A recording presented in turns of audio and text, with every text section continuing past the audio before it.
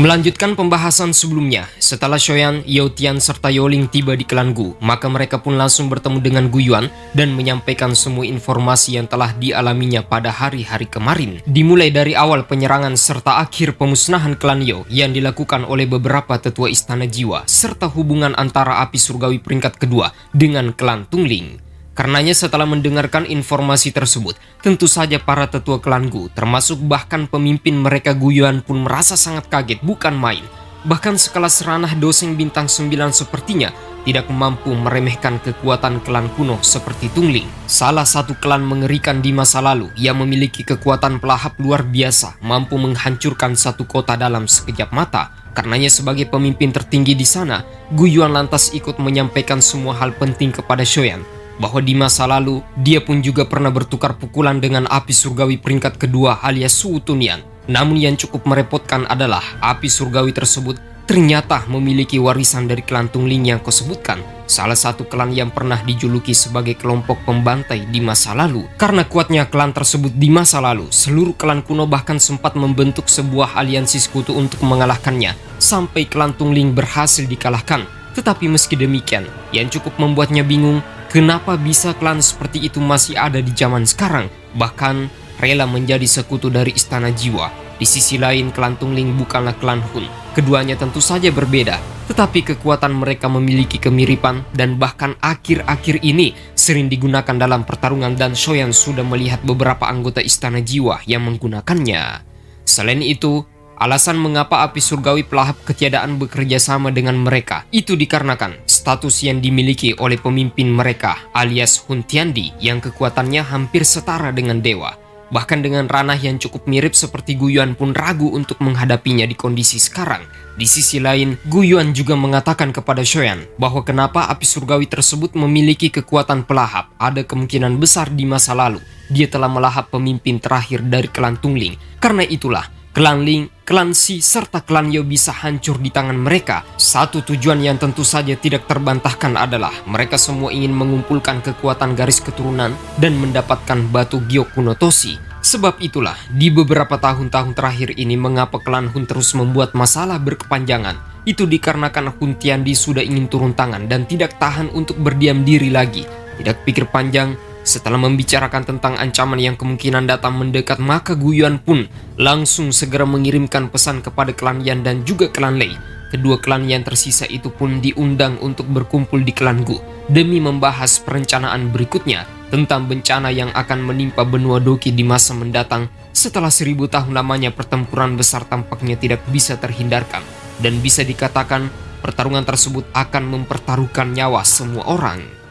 Singkat cerita, pada keesokan harinya, Shoyan juga kembali memulihkan kondisi tubuhnya yang benar-benar berada dalam luka fatal kemarin, termasuk dia pun juga dirawat oleh Sun Er di salah satu kediaman klan Gu. Meskipun ranah doseng bintang ke-6 tingkat menengah yang dia miliki sudah termasuk sangat kuat, namun itu masih jauh dari kata cukup jika ingin mengalahkan beberapa musuh di masa depan. Apalagi tingkat bahayanya semakin tinggi, karenanya Shoyan berpikir harus segera memperkuat kekuatannya secepat mungkin sebagai langkah antisipasi. Pada waktu yang bersamaan, tidak berselang lama, anggota klan Yan dan juga klan Lei pun telah tiba di alam Gu. Sebab dengan kedatangan mereka, Shoyan pun diundang untuk memenuhi panggilan berikutnya demi bergabung ke dalam rapat pertemuan. Singkatnya, sebelum menuju ke sebuah aula, maka Sun Er lantas menjelaskan kepada Shoyan bahwa pemimpin dari klan Yan bernama Yan Jin dan adapun pemimpin dari klan Lei bernama Lei Ying. Yan Jing memiliki kekuatan api tersembunyi di dalam tubuhnya yang berada di peringkat ke-17 dan berikutnya api leluhur yang berada di peringkat ke-7. Jadi total ada 2 api surgawi yang berada di tubuh dari penatua tersebut. Bahkan dia tidak menggunakan mantra serta metode apapun untuk menggabungkan kedua api tersebut menjadi satu kesatuan. Hal itulah yang membuat Shoyan cukup takjub, dikarenakan ini adalah kali pertama dia melihat dan mengetahui ternyata ada bakat seperti itu. Tanpa mengandalkan metode mantra api, dia pun mampu menggabungkan lebih dari satu jenis api surgawi. Dan ranah yang dimiliki oleh Yan Jin adalah ranah Doseng bintang ke-8. Begitupun dengan pemimpin klan Lei alias Lei Ying berada di ranah yang sama. Tetapi ada sebuah hal yang cukup mengejutkan.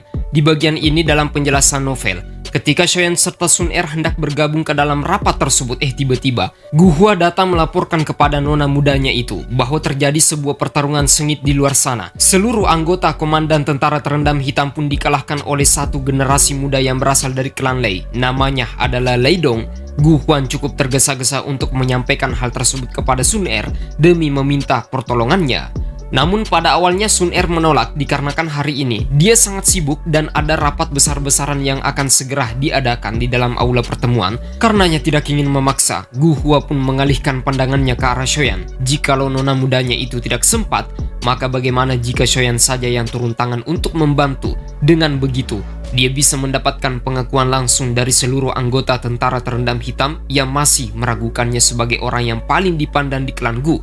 Dengan menunjukkan taringnya di sana, Gu Hua sangat yakin para pembenci-pembenci Xiaoyan yang berada di klan Gu akan bisa menerima posisinya.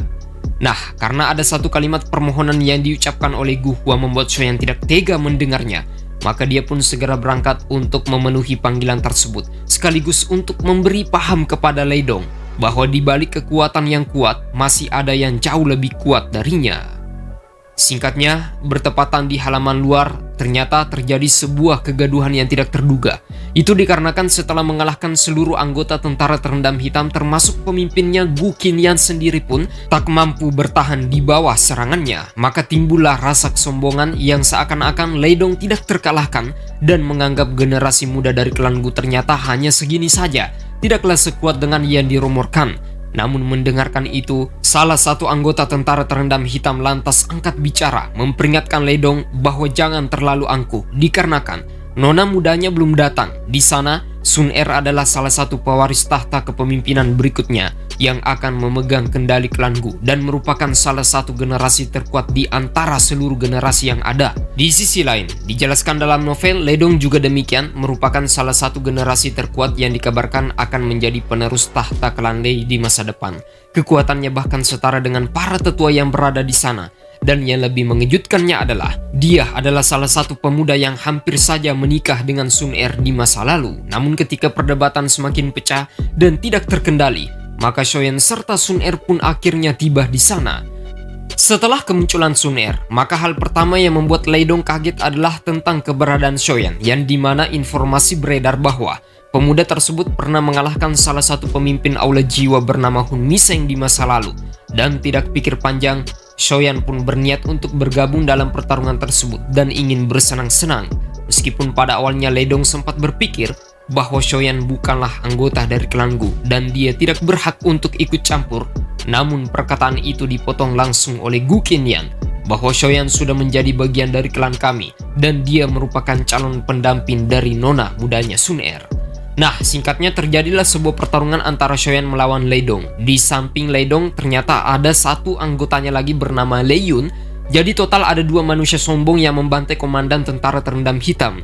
Xiaoyan mengatakan kepada keduanya untuk maju bersama-sama dikarenakan dia tidak punya waktu banyak untuk meladeni mereka satu persatu. Sampai singkatnya, ketika pertarungan itu berakhir, hasil akhirnya adalah tentu saja dimenangkan oleh Xiaoyan.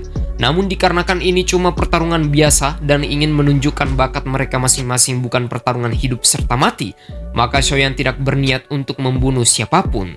Sampai singkatnya, ketika berhasil mengalahkan Lei Dong serta Lei Yun, maka muncul lagi pemimpin klan Lei yang ternyata sebagai seorang pemimpin dia juga sangat tertarik untuk mencoba seberapa jauh kekuatan yang dimiliki oleh Xiaoyan. Mampu mengalahkan generasi terpandang seperti Lei Dong merupakan sebuah hal yang sangat istimewa baginya. Tidak pikir panjang, Xiaoyan kemudian menerima tawaran tersebut. Sebagai pemimpin klan Lei, dia pun tentu akan bersikap bijaksana dan hanya menggunakan 50% dari kekuatannya saja untuk menghadapi Xiaoyan. Di momen inilah, Xiaoyan menggunakan teknik teratai api pemusnahan miliknya, penggabungan dari 6 wujud api surgawi. Dan dalam penjelasan novel, semua tetua berkumpul di sana akibat keributan yang terjadi termasuk Gu Yuan, pemimpin klan Yan, serta ada juga julukan 3 abadi dari tetua klan Gu, yang dimana Gudo termasuk di dalamnya. Nah, terjadi sebuah pertempuran sampai pada akhirnya dari pertarungan itu hasilnya Xiaoyan hanya menerima beberapa pukulan kecil dari pemimpin klan Lei tersebut. Jadinya tidak ada yang kalah dan tidak ada pemenangnya. Lei Ying hanya ingin menguji seberapa jauh tingkat kekuatan dari keturunan Shou Xuan tersebut, dan ternyata benar, sesuai dengan reputasinya, klan Shou selalu membanggakan di setiap generasi. Namun tepat ketika mereka semua sudah saling respect satu sama lain, tiba-tiba Hun Tiandi bersama dengan bawahannya malah muncul tanpa diundang sangat-sangat mendadak di klan Gu.